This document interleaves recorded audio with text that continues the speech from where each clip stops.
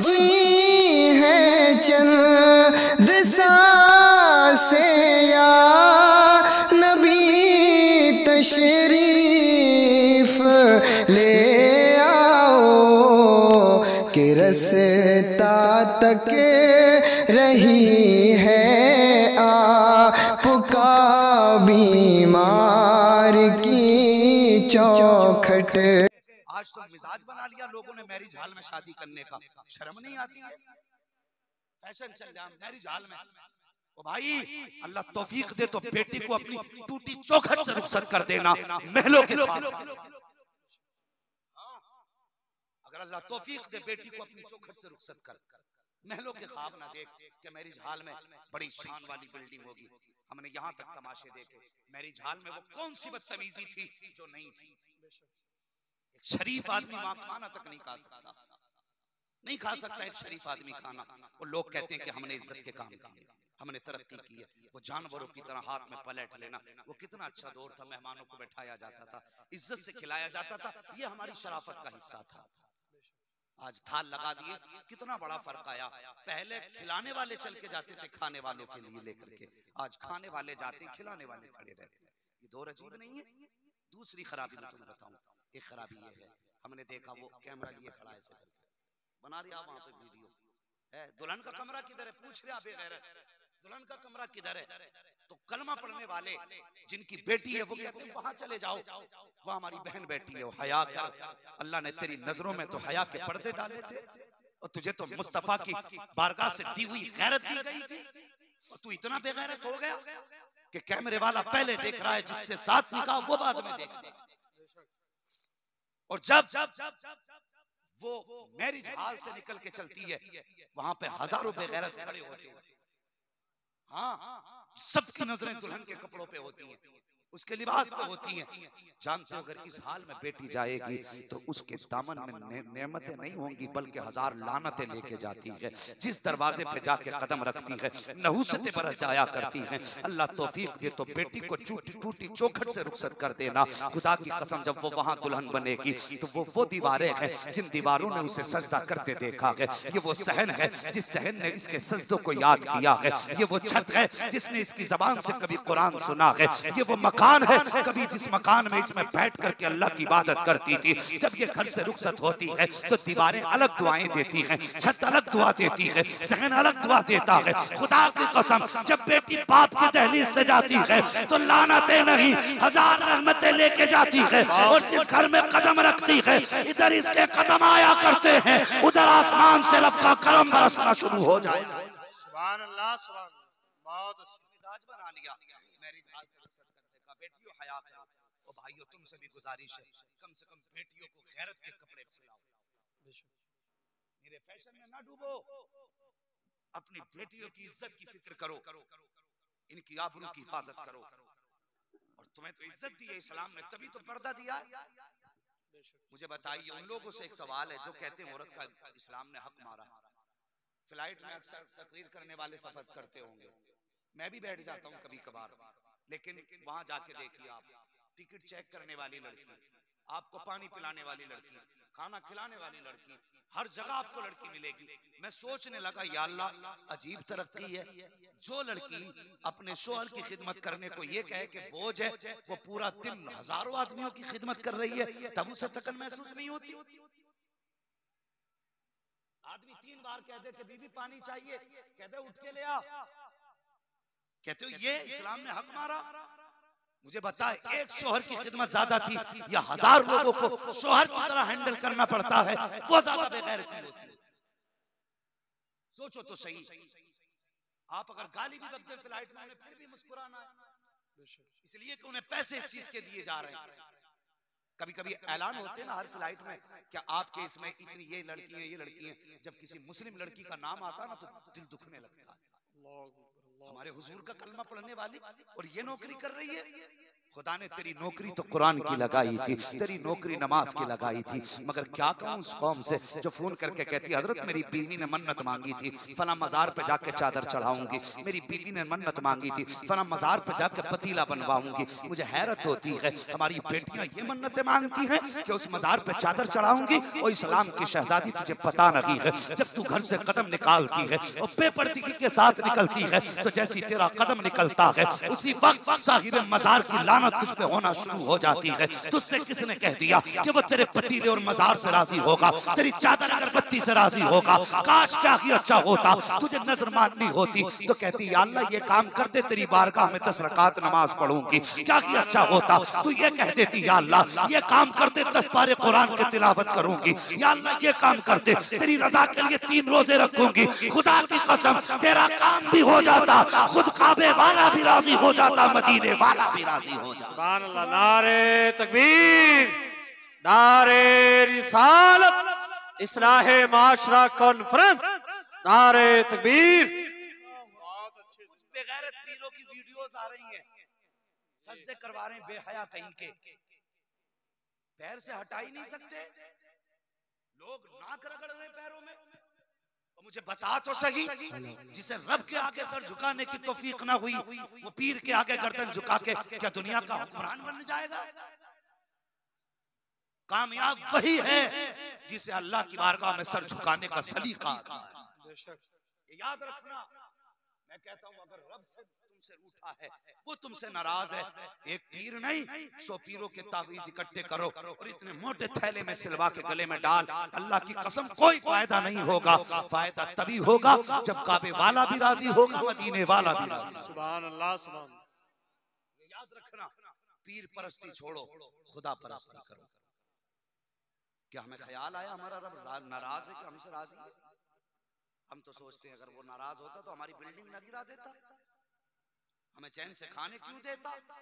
नहीं, उसकी नाराजगी की ये निशानी नहीं है, वो जालिम की रस्सी ढीली करता है। रब को राजी करो, रब को राजी करो। आज बंदे कह देते हैं कि साहब पता नहीं क्यों दिल नहीं करता नमाज पढ़ने का। सुनो, अपनी बहन बेटियों से कहो कि ये नमाजों की पाबंदी करें, इनसे कहिए ये नमाजों की पाबंदी करें। अगर औरतें बेनमाजी तो आदमी कह दे तेरे हाथ की रोटी उस वक्त तक नहीं खाएंगे जब तक तू नमाज नहीं पढ़ी, बेशक उससे हमारा वास्ता ही नहीं जब तक तू नमाजी ना बनेगी। और अगर शोहर बेनमाजी है, औरत कहते खाना बाद में बना के खिलाएंगे, पहले नमाज पढ़ के दिखा। हम नहीं जानिए किसी की छूट जाए। पीर से तो आदमी एक बार इख्तिलाफ राय कर लेगा, बीवी से नहीं कर सकता, या कर लेगा रोटी बंद नहीं मानी तो। ये सारी चीजें ज़हन में रखें, औरत का कितना बड़ा किरदार होता है। मेरे गौसे पाक रज़ी अल्लाह ताला माँ ने वादा लिया था, अब्दुल कादिर झूठ नहीं बोलना है, माँ नहीं बोलूंगा। चोरों ने डाकू में पकड़ दिया, पैसे ले लिए, झूठ क्यों नहीं बोला? कहने लगे मैंने माँ से वादा किया था। आज 1000 वादे ले लो, बंदा सुनने ही तैयार नहीं है, कतई बिल्कुल सुनने तैयार नहीं। मैं कहता हूँ सुनो, एक वो खातून थी ना, उसने मौलवियों से सुना कि मर्द की कामयाबी में औरत का हाथ होता है। उसका शौहर इतना बड़ा नमाजी था कि कभी उसकी 7 टाइम से कम नमाजी नहीं होती थी। चाश, इशराक, तहज्जुद जितनी मिलती थी सब पढ़ता था। एक दिन सोचने लगी मैं देखूंगी क्या ये बात सच है कि झूठ है कि मर्द की कामयाबी में औरत का हाथ है। उसने एक दिन पूरे दिन नमाज ही नहीं पढ़ी, औरत ने नमाज ही नहीं पढ़ी। अगले दिन जब फजर का वक्त आया ना तो जाके देखा शौहर भी फजर में सो रहा था। उसने जाके शौहर को उठाया, उठते नहीं सूरज निकल आया। उसने कहा आज मुझे ना उठा, अब मैं जिंदा ही नहीं हूं, मैं तो मर चुका हूं। कहा क्या हुआ? कहा मेरी फजर की नमाज कज़ा हो गई, अब मुझे अल्लाह की नेमत खाने का ही हक नहीं, मेरी फजर की छूट गई। उसने इतनी बात कही ना, औरत की चीख निकल गई, रो के कहने लगी कसूर तेरा नहीं कसूर मेरा है। कहा क्या हुआ? का कसूर ये है कि मैंने सुना था कि वो मर्द की कामयाबी में औरत का हाथ होता है। तेरी नमाजें बड़ी पक्की थी, मैंने सोचा आज मैं छोड़ के देखती हूँ मेरा शौहर नमाजी रहेगा कि नहीं। कहा मैंने 5 वक्त की नमाज छोड़ी और तुझे बेनमाजी हाथों से रोटी बना के खिला दी। तूने एक रोटी खाई, उस एक रोटी का असर है कि तेरी फजर की नमाज छूट गई। मुझे बता, अगर औरत 5 वक्त छोड़ दे तो शोहर की फजर की छूट जाती है। अगर वो औरत जो पढ़ती ना हो और उसके हाथ की रोटी खाई जाए तो फिर नूर और दीन की बरकतें कहाँ जाएं? इन्हें समझाइए, इनसे कहिए रोटी बाद में बना, पहले बिस्मिल्लाह पढ़, खाना बाद में खिला, पहले मुस्तफा पे दरूद पढ़।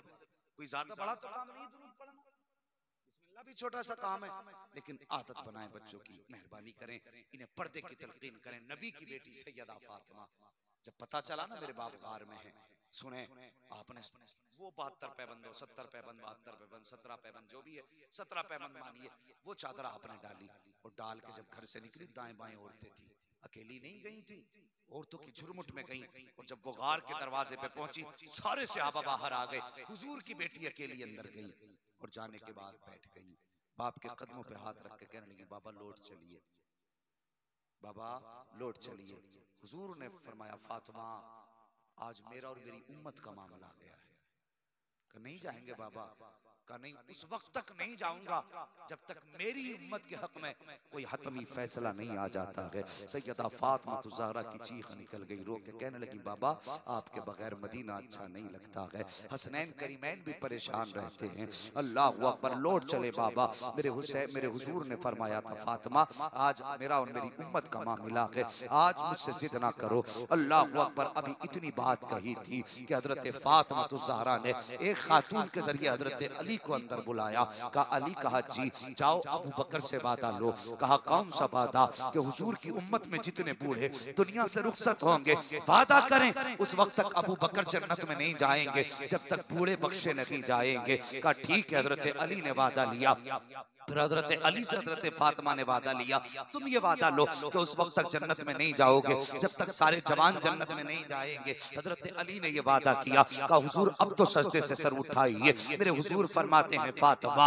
आज मेरा और मेरी उम्मत का मामला है, अगर उम्मत फिर भी ना बख्शी गई तो क्या होगा? हजरत फातिमा ज़हरा कहती हैं, अब्बा जान याद कीजिए वो वक्त जब मेरी गोद में हुसैन आए थे, तो आपने कहा था ये हुसैन दुनिया में आया है, इसको करबला की तपती हुई पर 3 दिन का प्यासा शहीद किया जाएगा। कहती, बाबा मैं वादा करती हूँ कयामत के दिन अपने शहजादे का वही खून से भीगा कपड़ा लेकर के रब की बारगाह में हाजिर होंगी और रब पूछेगा, फातिमा इसके बदले में क्या चाहिए? तो कहती, बाबा मैं उस वक्त तक जन्नत में नहीं जाऊंगी जब तक खून आलूदा कुर्ते के बदले में आपकी उम्मत की बख्शिश की जमानत न मिल जाएगी। अल्लाह अकबर। मेरे हुजूर कहते हैं, ए फातिमा वो रब बड़ा करीम है, अगर उम्मत फिर भी ना बख्शी गई तो क्या करोगी? कहती, बाबा याद कीजिए जब हसन पैदा हुए थे तब आपने कहा था मेरे शहजादे को जहर दे के शहीद किया जाएगा, इसके जिगर के टुकड़े कट कट के निकलेंगे। कहा, बाबा फातिमा वादा करती है उस वक्त तक जन्नत में नहीं जाएगी जब तक हसन के खून के बदले में उम्मत की मग़फ़िरत न कराएगी।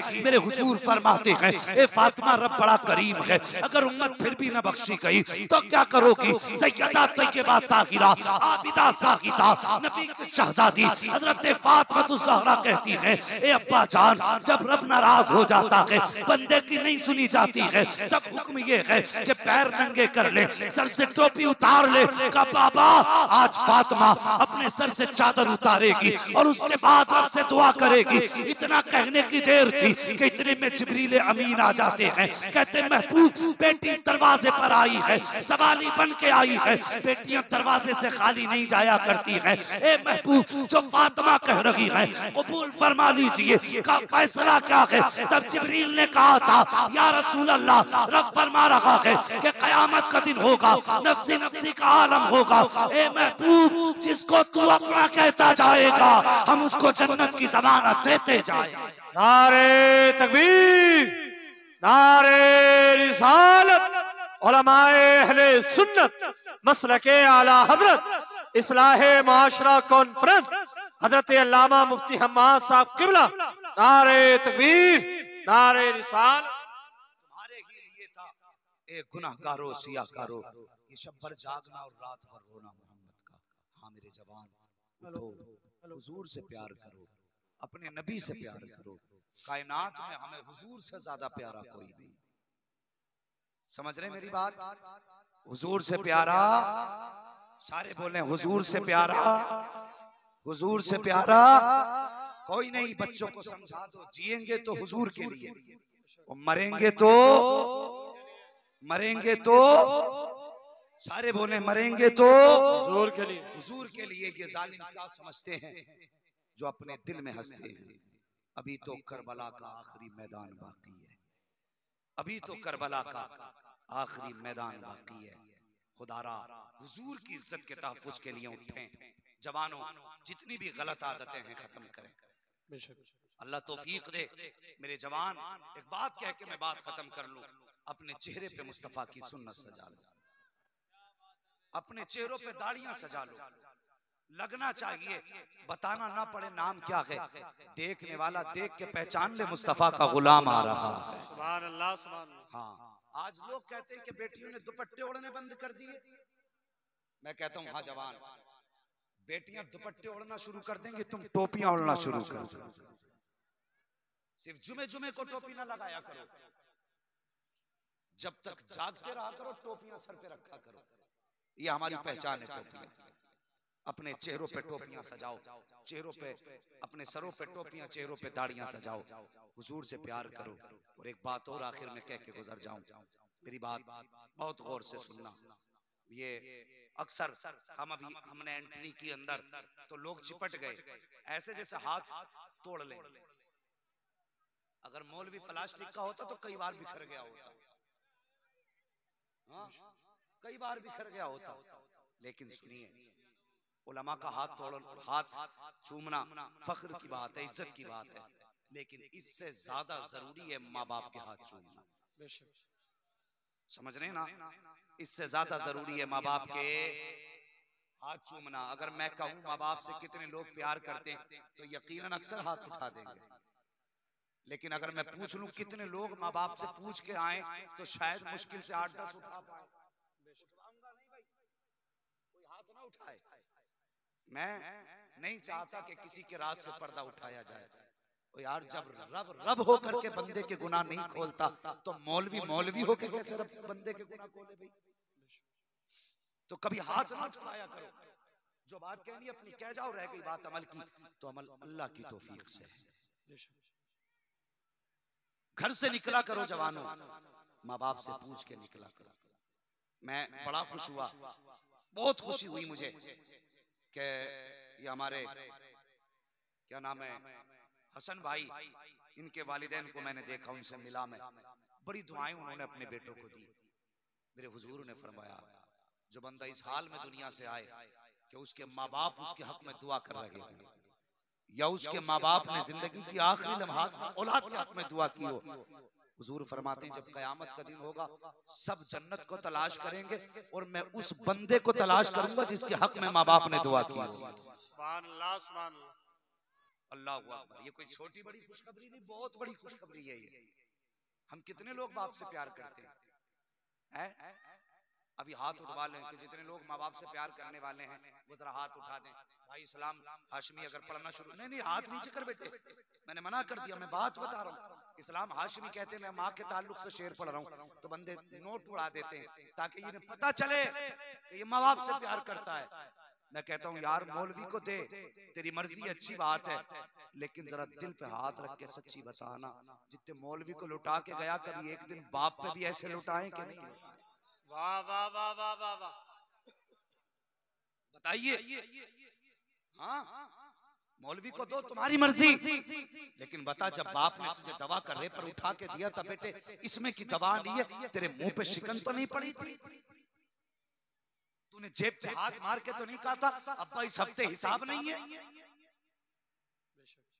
किस बात पे तूने मौलवी पे पैसे लुटाए? तूने बात अच्छी बता दी, ले पैसे। तूने शेर अच्छा पढ़ दिया, ले पैसे। तेरी सांस लंबी है, ले पैसे। तेरा लहजा अच्छा, ले पैसे। क्या कि अच्छा होता कभी बाप के सामने खड़ा होता, कहता बाप तूने बचपन में परवरिश की है, ले पैसे। तूने अपने वक्त को कुर्बान करके पाला है, ले पैसे। तूने जवानी मेरे लिए लुटाई है, ले सारी दौलत तेरे लिए है। क्या कि अच्छा होता एक बार उसके कदमों में बैठ जाता, कहता बाबा तेरी नजरों में मेरे सामने इस दौलत की औकात कुछ नहीं है, अगर हुक्म देगा हंसते हंसते जान लुटा दूंगा, इसलिए कि मैं जानता हूँ जिस्म मेरा है लेकिन सांसें जो चल रही है तेरी बदौलत चल रही है। नारे तकबीर, नारे रिसालत, मसलके आला हजरत, इस्लाहे माशरा कॉन्फ्रेंस, नारे तकबीर, नारे रिसालत। अच्छी बात है, मुझे पैसे देते रहो, मैं शेर लंबे करता रहूंगा, मुझे पैसे रहो तकरीर लंबी करता रहूंगा। जहाँ पैसे नहीं मिले, मजमा बड़ा सूखा है, मजमा बड़ा खुश्क है, ये खुश्क दिखने लग जाता। और सलाम कर उस माँ को, खुदा की कसम तू जिससे मिल के ना गया, तूने जाते जाते जिससे सलाम ना करा, तूने जाते जाते जिससे इजाजत ना ली, लेकिन जिस दिन से तू परदेश गया है, पूछ पड़ोसियों से तेरे बारे में माँ क्या कहती है। कभी ये नहीं कहती मेरे बेटे ने जाते वक्त सलाम नहीं किया था, कभी ये नहीं कहती कि मेरे बेटे ने जाते वक्त मेरी तरफ मुड़ के नहीं देखा था। जब भी कोई पूछता है तेरे बेटे का हाल क्या है, आंख में आंसू भर के कहती मेरा बेटा बड़ा प्यार करता है, मुझे रोज फोन किया करता है, चाहे महीने गुजर जाएं और बेगैरत का एक फोन ना आए, फिर भी माँ कहती मेरा बेटा बड़ा प्यार करता है, बड़ी कुर्बानी देता है, जितने कमाता कहता माँ तेरे लिए है। और यार ये माँ है, तेरे बगैर दिए तेरी तारीफ कर रही है, तूने दिल दुखाया है, फिर भी तुझसे नाता नहीं तोड़ा है। और यार हम पे लुटने से क्या फायदा, हम पे मरने से क्या फायदा। अगर मरना है तो कभी माँ के कदमों पे मर के दे, अगर मरना है तो कभी बाप के सफेद बालों पे मर के दे। खुदा की कसम ये जब हाथ उठाएंगे इतना देंगे, इतना देंगे, एक पुश्त नहीं तेरी 7 पुश्तों का रब के करम से गुजारा हो। सुभान अल्लाह, सुभान। तकलीफ होती है, कितने माँ बाप कहते हैं मौलवी साहब दुआ कर दो, बेटे ने रोटी देनी बंद कर दी, ओ बेगैरत हया कर, इन्हें न सता। ये तेरी नजदीक सिर्फ इंसान नहीं है, तेरी जन्नत भी है, तेरी दोज़ख भी है। अगर ये राजी है तो तुझसे रब राजी है।